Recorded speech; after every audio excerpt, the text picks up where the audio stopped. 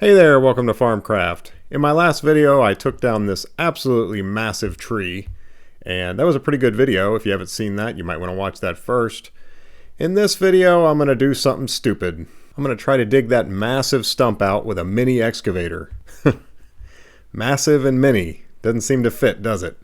I'm not even sure if it's possible. Can I dig that stump out of there? Obviously, given enough time and motivation, yes, but at the same time, am I going to be able to move it? How big is that thing?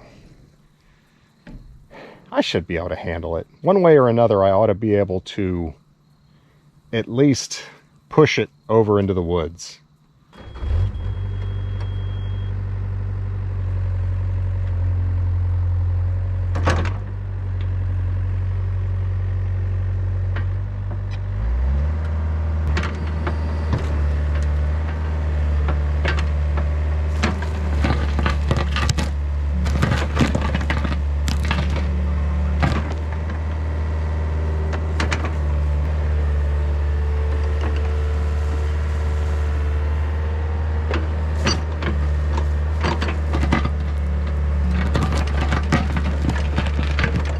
So it started out like trying to dig through concrete.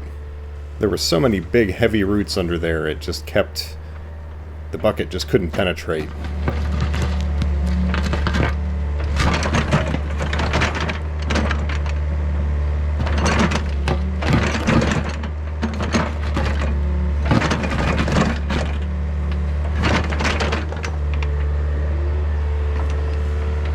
And you'll see I make an effort to stockpile the topsoil separate from the subsoil, because this is all going to be regraded and returned to grass when I'm done.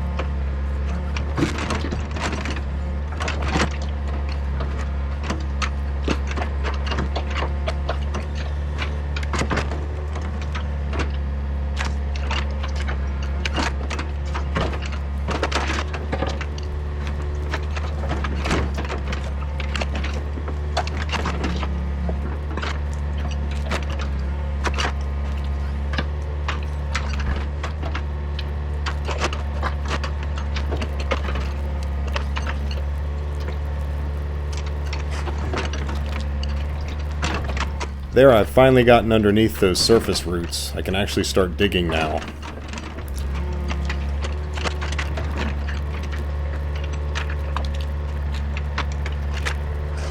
I wanted to try digging with the blade in the back. This can give the bucket more down pressure when you push down, and sometimes can help you rip through things.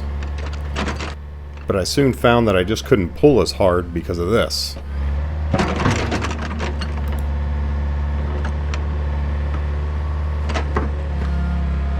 And it didn't seem to help my digging efficiency anyway, so I ended up turning back around.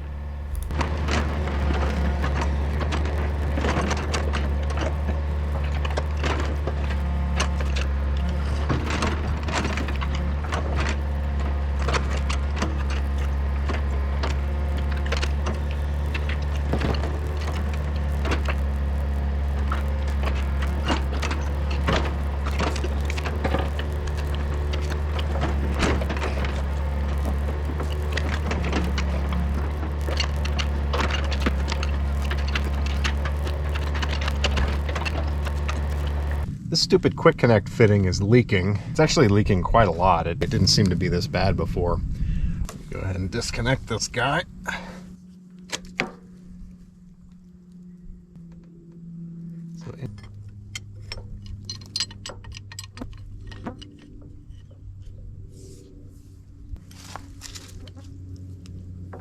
Wow.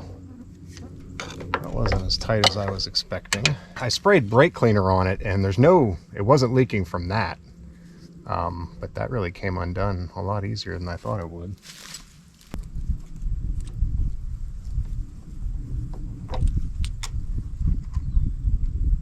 Oh man, I got the wrong size. And the hydraulic oils are rolling. Like it does.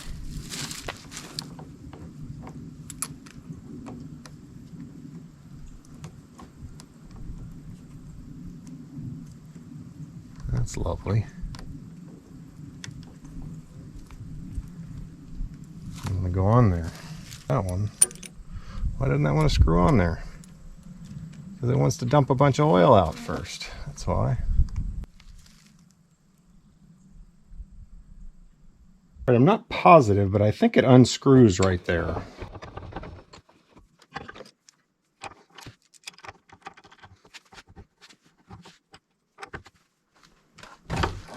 Yep. And I'm probably going to dump oil all over the place.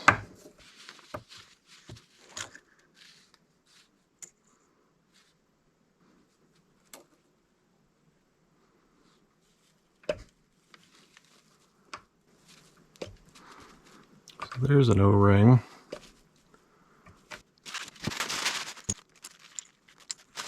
So looking at this, there's an O-ring under here that looks fine, and that really would be for sealing it when it's not in use. And that's not the problem I have. I'm having trouble sealing it while it's in use.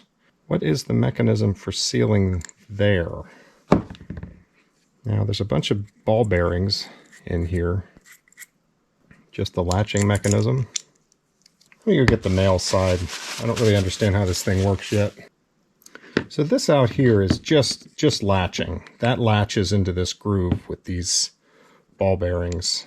That's not involved in sealing. So this presses into that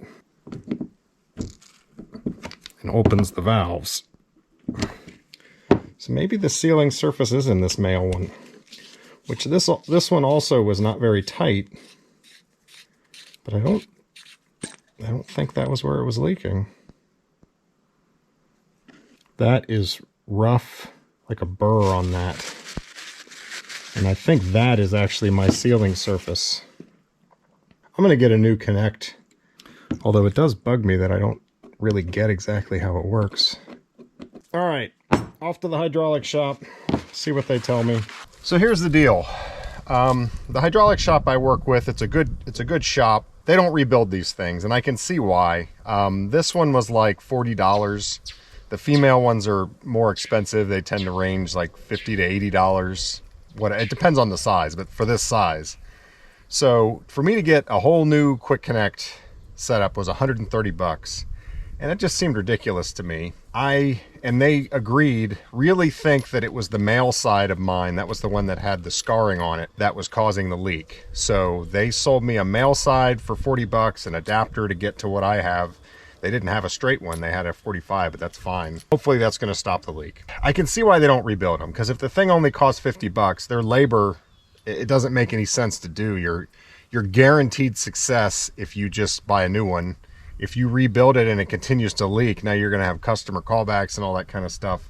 I think for an individual though, for someone like me, when it's $130 to get a new one, it does make sense. I need to figure these out. I'm gonna put this back together, cross my fingers, and hope that we are right and it won't leak anymore.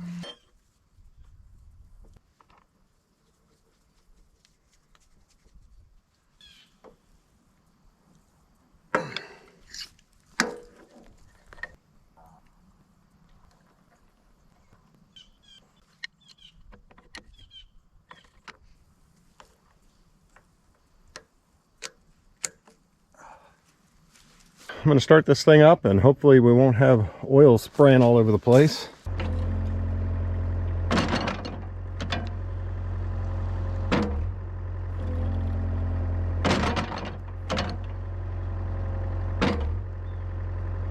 This took me a little while to figure out where the sealing surface is. In other words, what O-ring on here needs to be replaced. So this is the male side. This pushes down when the two are forced together. The piece that comes into this cylinder, the opening there, is the same size. So inside here, and I'll show you, there are some O-rings, or a seal, or a backup ring, something like that. If you can see that green in there, that is the seal. And it does look worn, and I think that's where it was leaking. So I'm going to pry that out of there, and next time I'm at the hydraulic shop, I'm going to see if they have something that would go in there, because then this fitting would be perfectly usable again. It may not be worth it to them to rebuild them, but it is worth it to me.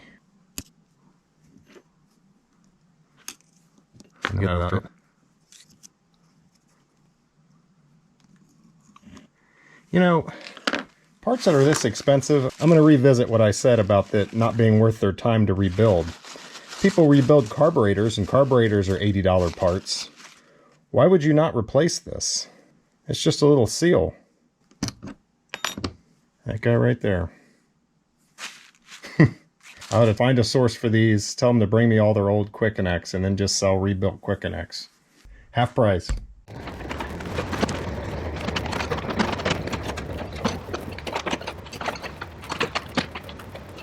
So I've dug all the way around it. Let's give it a pull. It doesn't budge a millimeter. Nothing. You are weak.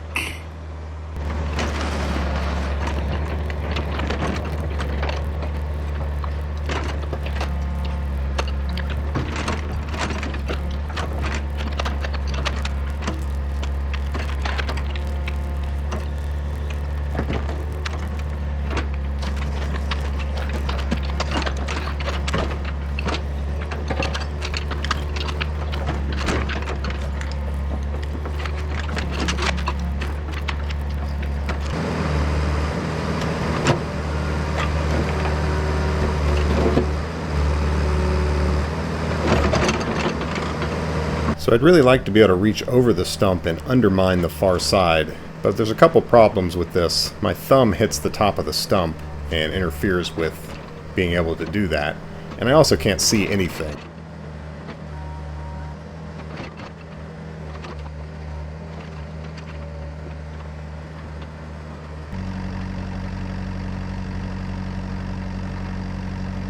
So I need to figure out a way to get in underneath and undercut it. On a smaller stump, I just reach over it.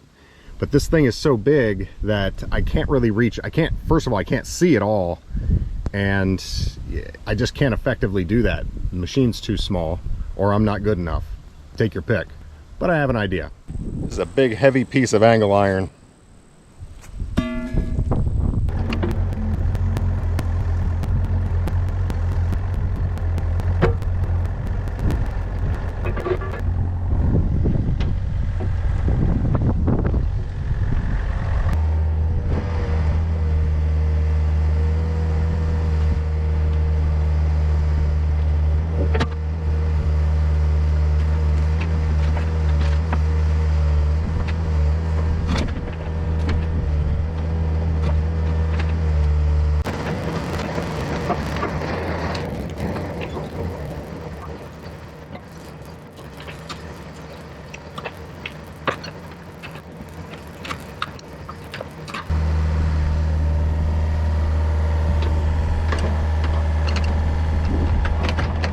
This is the rod I had replaced on the main lift cylinder on the boom lift. That's a 3-inch rod.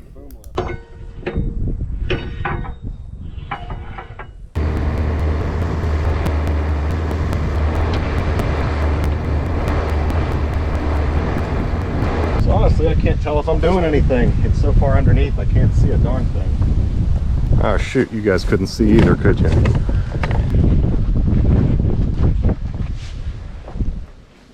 I mean, compared to how I was, this is good progress. I mean, I'm a good 2 feet undercut now. There's a big old taproot right there that I'm fighting with. Be nice if I had a blade on the end of this rod. Here's some good news. This thing's not leaking anymore. All right, I'm going to use this angle grinder and I'm going to grind that into a triangle so that no matter how I have it grabbed, there's going to be a sharp point somewhere to dig into those roots and help cut them.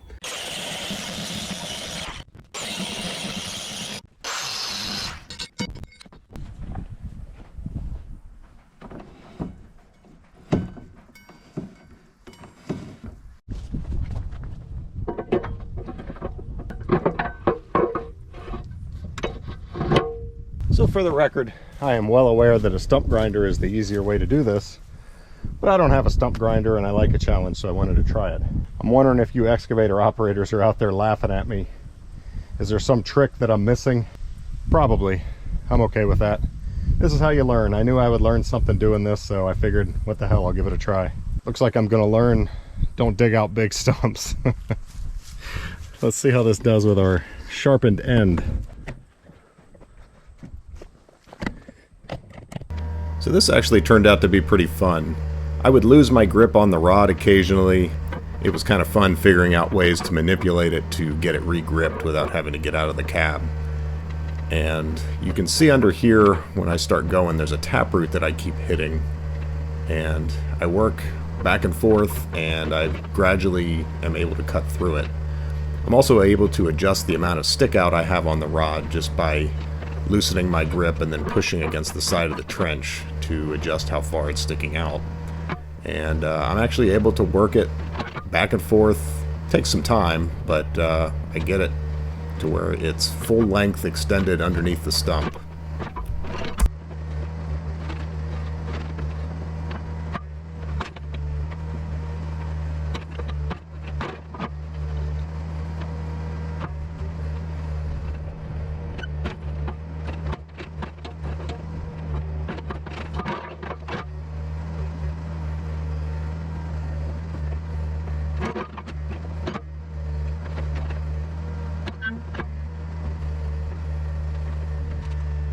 There, I'm all the way through that taproot now.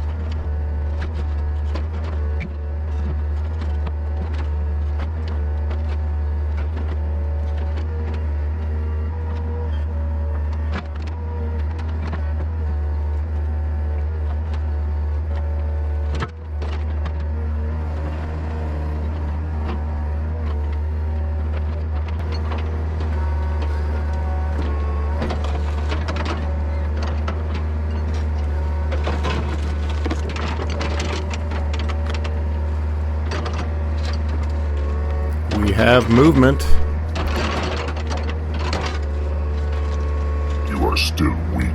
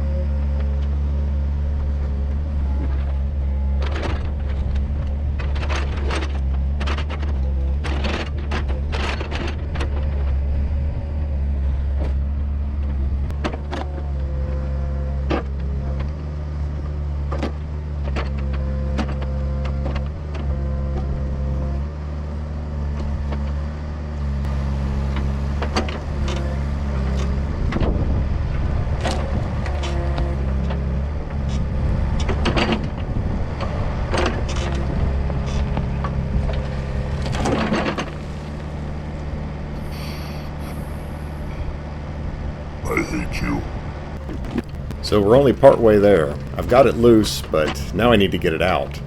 First I need to get it flipped over so that I can start pulling some of that dirt off the back. There's probably 1,000 pounds or more of dirt stuck to the back of this thing, and this is sped up footage. It looks like the excavator's moving it easily. The excavator was really struggling just to move that thing.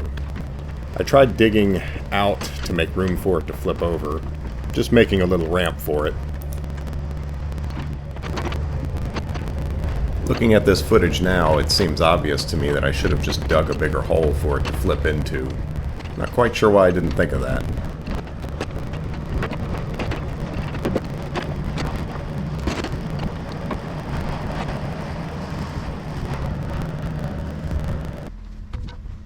If I could just let go of it for a minute, reposition the excavator, and re-grip, I think I could do it.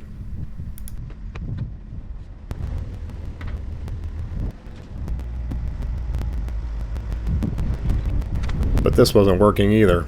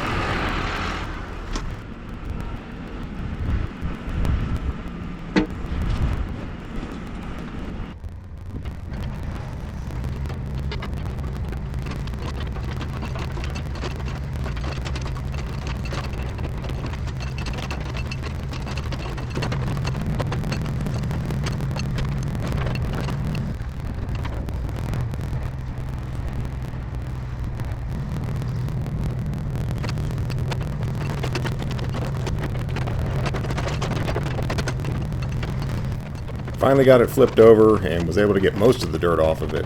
This made it a lot lighter, easier to handle, but still not easy.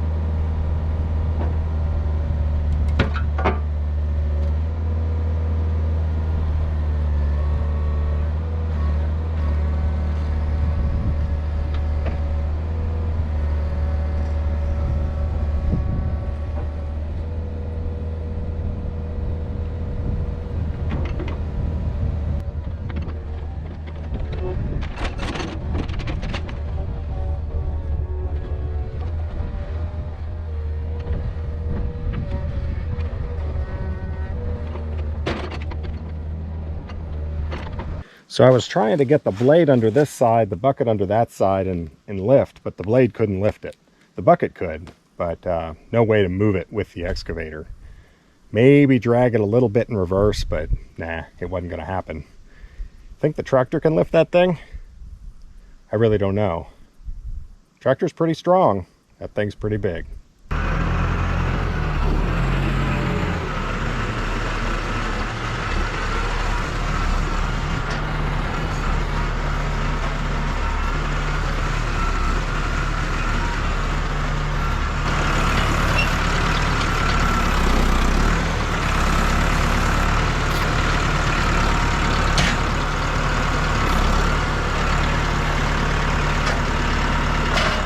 Wow, that made my tractor look small. Yeah, that's not going to happen. If it was like a steel beam that weighed that much and you could get it real close to the tractor, it could probably lift it, but it can't even get close to the center of mass of that. So, well, I don't have a machine that can move that, so I guess that's where it's going to sit. Not. No, I got a way to move it. But we're going to have to do that tomorrow.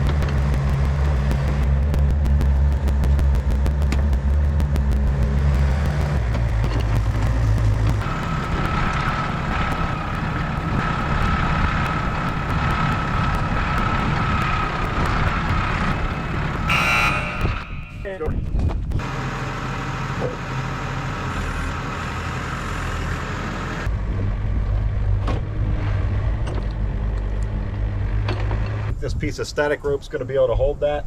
Maybe, I don't know. I decided I wanted to be able to lift up on the skids so they don't dig in too much, so I turned the tractor around.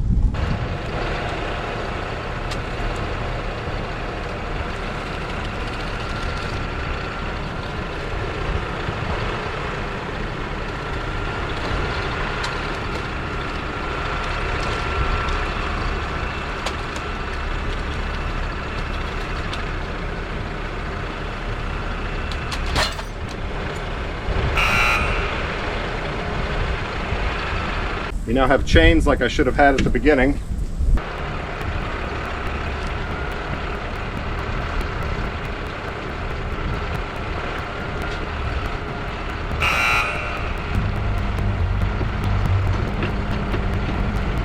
That white wire is a temporary electric fence for the cows. I've just got it propped up there to keep it out of the way of the stump, which would obviously break it if it slid over it.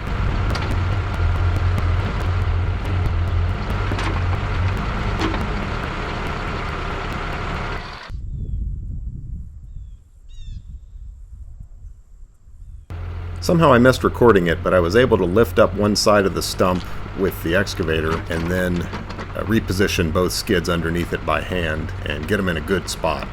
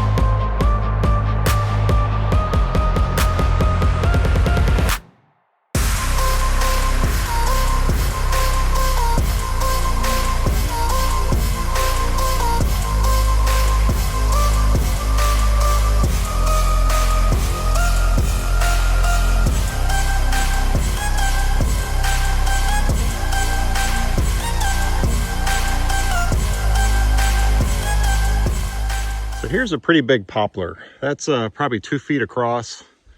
That thing's at least 60 feet tall, probably more.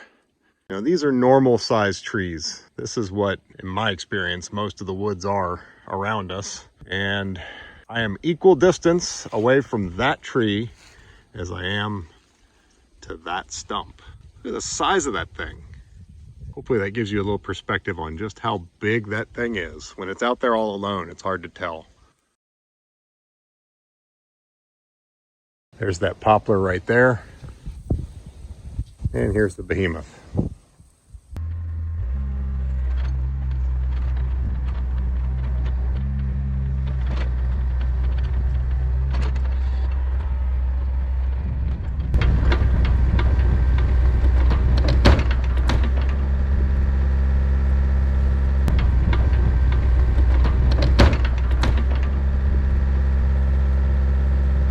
Just through a track.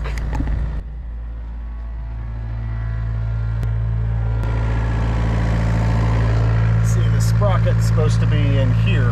The track needs to go in.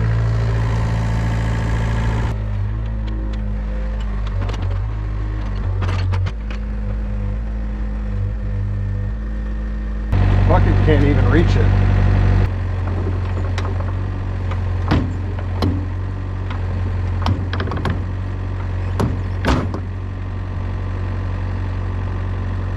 Yeah, there's no way I'm getting that back on there without letting the grease out.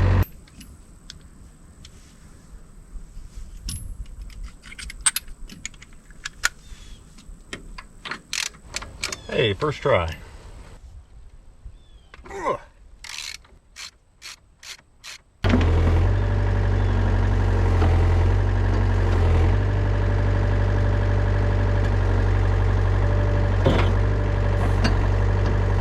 Well, on some machines you can compress the track. I can't reach the track with this bucket. I find that interesting. I wonder what is different in the setup here.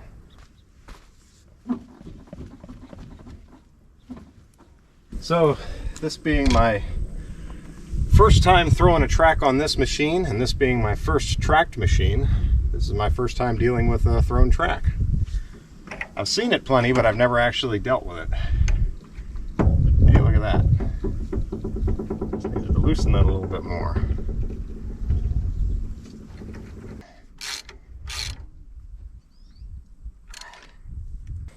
You look at it and think you can just pull it. No, you can't.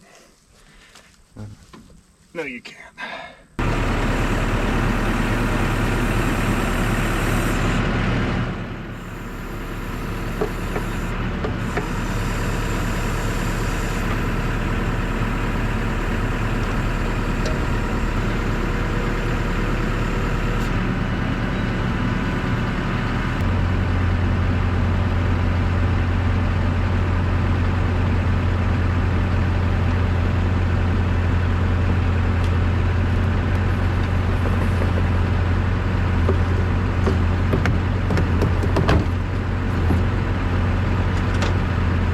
Actually worked. Uh-oh, it went too far. I think I just have to go backwards a little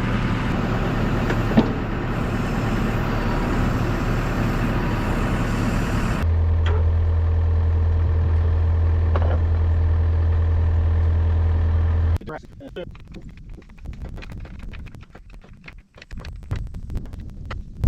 Just ran out of grease. I hate refilling grease guns. This would be here.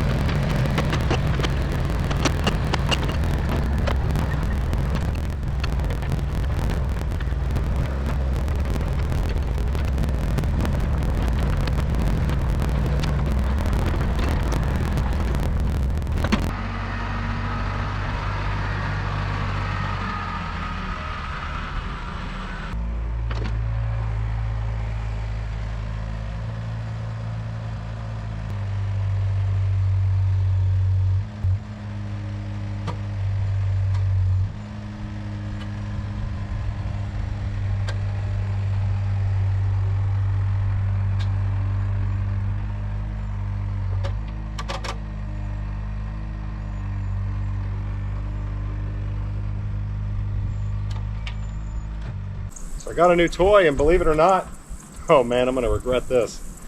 It doesn't need any work right now yet.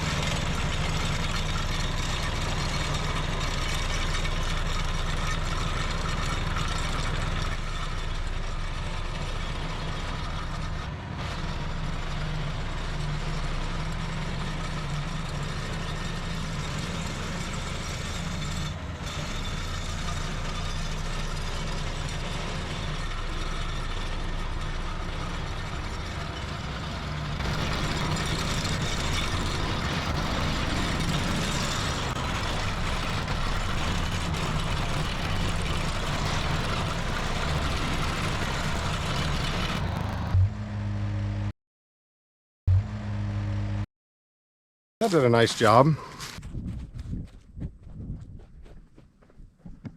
So the way this thing works, you can turn vibration on or off. It has a forward and a reverse in vibration, so apparently it'll drive better in one direction. So if you're going primarily forward, you want your, to be in forward. And then this is just like a skid steer or, a Z-turn lawnmower. That's forward. That's to turn right, that's to turn left, this is to back, forward, reverse, you're controlling each side independently. And then this is just low and high speed, and I think it only goes into high speed when vibration is off.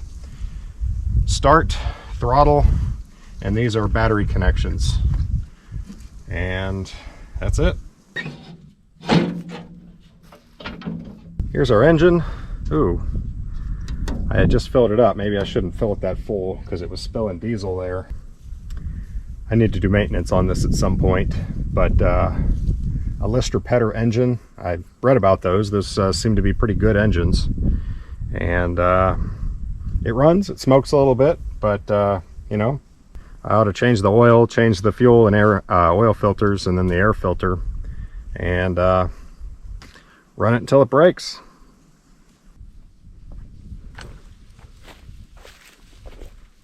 What do you think, cows?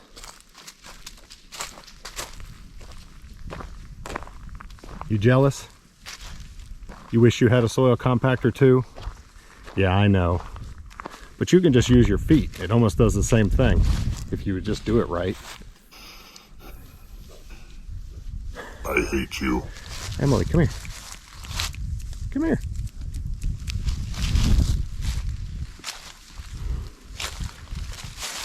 No? Come here, Emily.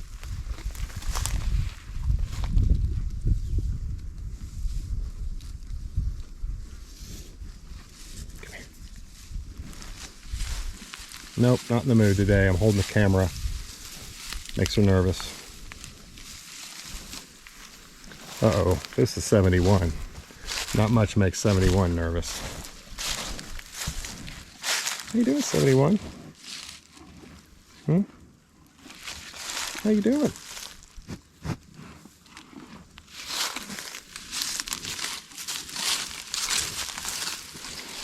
She says, I want to eat. Leave me alone. All right. If you can see, but that really packed that in nice. That ground feels totally solid. I mean, obviously there's still going to be some settling, but nowhere near like there would have been.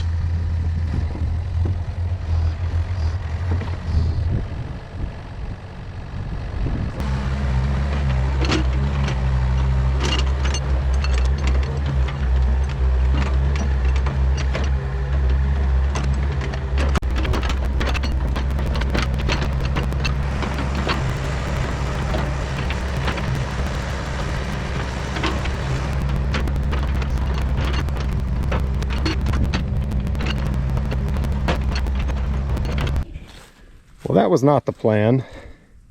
I really wanted to get a load of dirt in the dump truck, get all this graded, and then a load of topsoil and have it ready for grass by the end of this video. But if I'm going to keep throwing tracks, I'm going to go ahead and fix that rather than fighting with it.